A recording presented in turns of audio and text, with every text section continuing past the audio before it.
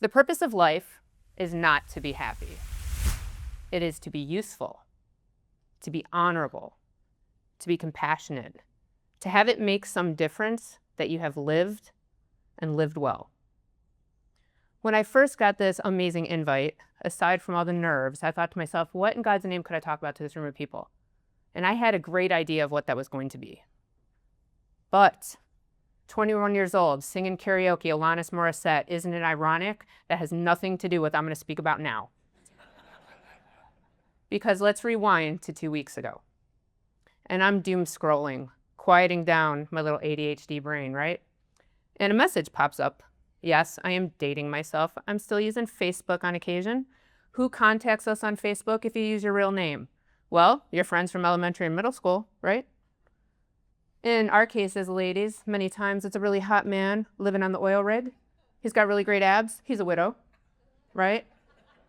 Right? He's got a 7-year-old child living with grandma, and he needs you to mortgage your house to keep him the lifestyle he'd like to be accustomed to in the Baltic Sea. But also, if you use your real name, sometimes people you encounter on the job. And so I got a message from someone, and I knew who it was.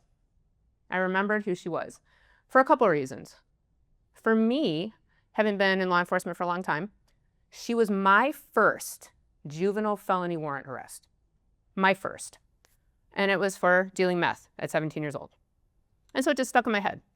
Aside from that, she was wearing these really epic sparkly pajamas. I wore this jacket in honor of her pajamas. And she was wearing giant bear slippers with the claws. You guys know, like, you can barely walk around. So I never forgot that. Stunningly beautiful young lady. Stunningly beautiful. Already doing meth. But yet, at that time, just kind of wrapped her hands around it, and her visage hadn't cracked yet. Stunningly beautiful. Her sisters, also stunningly beautiful, right? The whole family on meth. The whole family. I ended up arresting over the course of my career. But she picked me to share some information with that was really powerful. And I'm going to share that with you. And this was a really long message, and I knew a little bit of her background. I don't think you can not have those experiences when you're in this job. But she talked to me about how her mom pimped her out, right? It's a story we've all heard. Mom's pimping her out, sexually abused, got into alcohol and drugs obviously very young, because as we all know, the gateway drug isn't marijuana. The gateway drug's trauma. Welcome to how life is. And so if you want to escape those things, get a taste out of your mouth, vision out of your head, sound out of your ears, you're going to find something a lot more powerful than that experience. So we see that quite a bit, I think, in this job. And she talked to me about the bad choices she's made throughout her life. And she talked to me about being in and out of domestic violence relationships, to be honest, sometimes the victim and sometimes the suspect. She was just shy, the day she messaged me, of 40 arrests over the course of her life, from kind of petty stuff to some high-level felonies. She'd had kids. Her kids got taken away, right? That's a lot, too. You want to talk about amplification of trauma.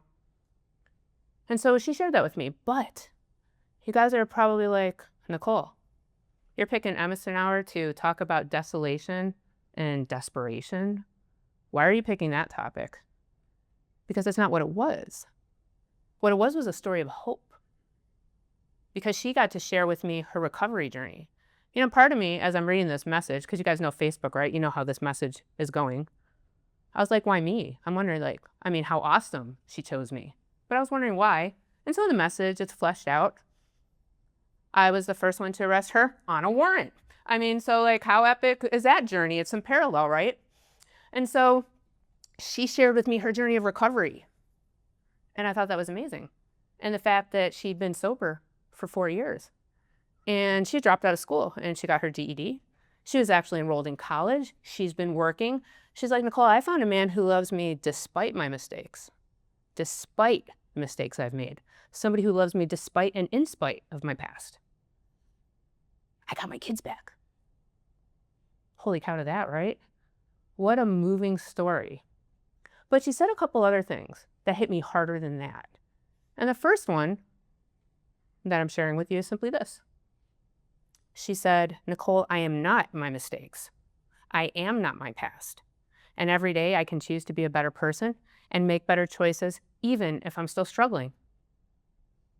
And I was like, holy cow, right? That's very powerful. But the next thing she said, even more so, And she said, another reason I reached out to you is because I already, in this message, she already said, how many times has she been arrested? Was I a couple of those 40? Sure. You think there's a lot more officers involved than me in that conversation? Also, yes. But she said, out of all of the cops, this is her quote, out of all the cops who ever arrested me, you're the only one who ever treated me like a human being. And I'm sure you're like, welcome to Emerson Hour for a story that's about you. But that story is about you. That story is about us and the power that we have in this job. And I'm not talking about the power of arrest and the power to strip somebody of their freedom and liberty and ability to move and put them in jail. What I'm talking about is the power to plant a seed of change. Joe earlier was talking about the seed of an oak tree, right? Imagine the seed you plant, and the seed of change becomes the forest of growth for somebody. And we actually wield that power and that influence unknowingly in this job. And how amazing is that?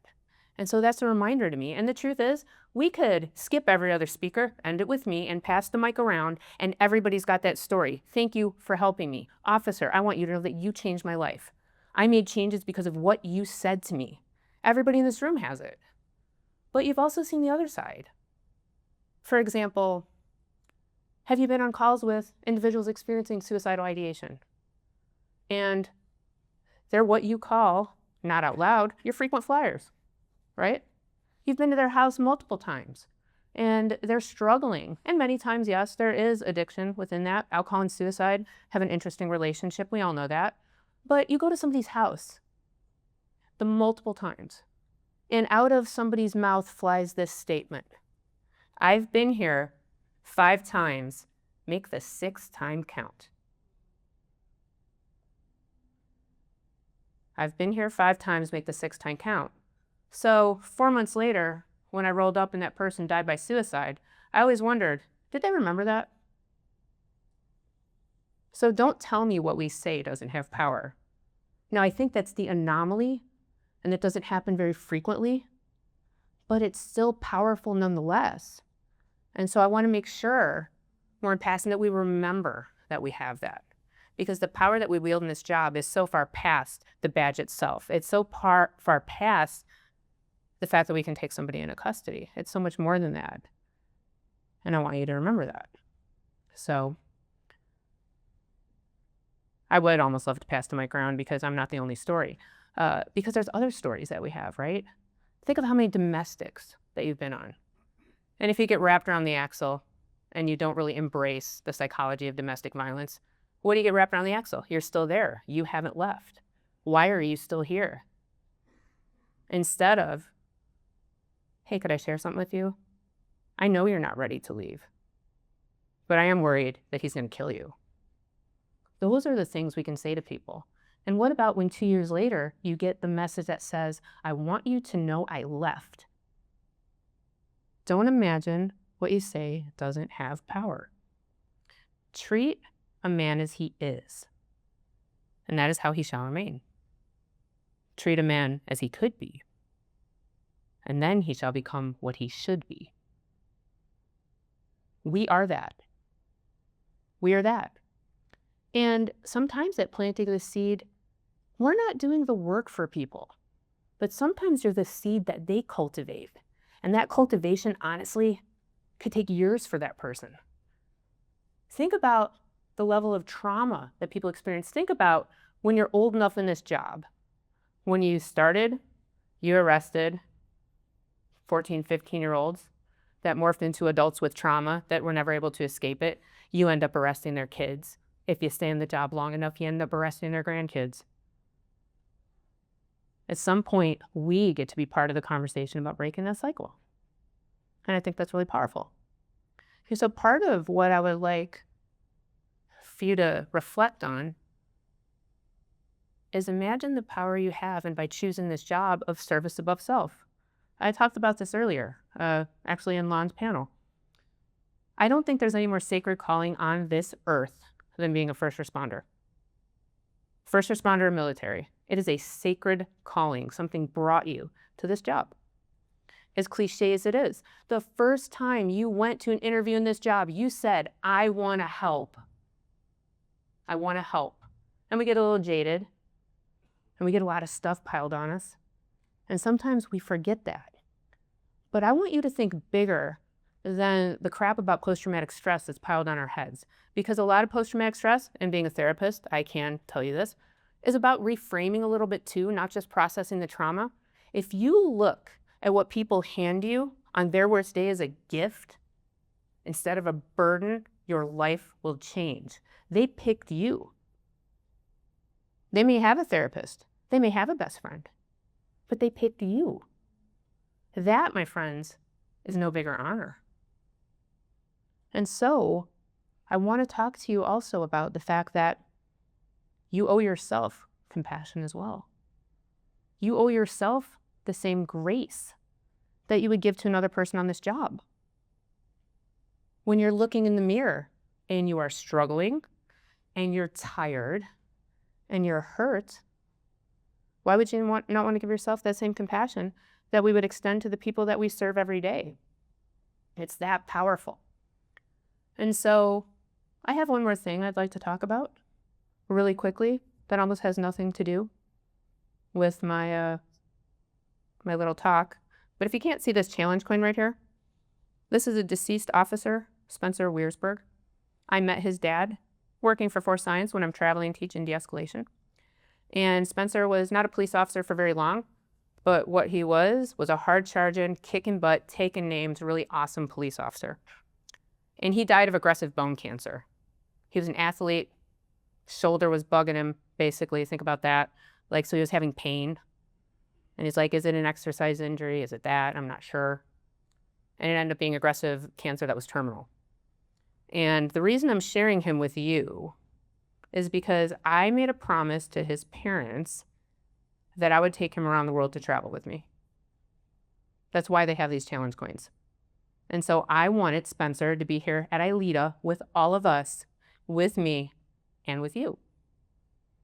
And I want, at some point, while you guys are here, to find me. I carry this coin with me. And I would like you to take a picture with this coin that I can send his mom and dad.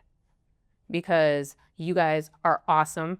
And what an honor they would have if I was able to do that with you. So, in closing, I would say this. I'm not going to wish any of you happiness, but I will wish that you are useful, that you are honorable, and that you are compassionate, not just with the people you serve, but with yourself, because I can assure you, you have lived and lived well. Thank you.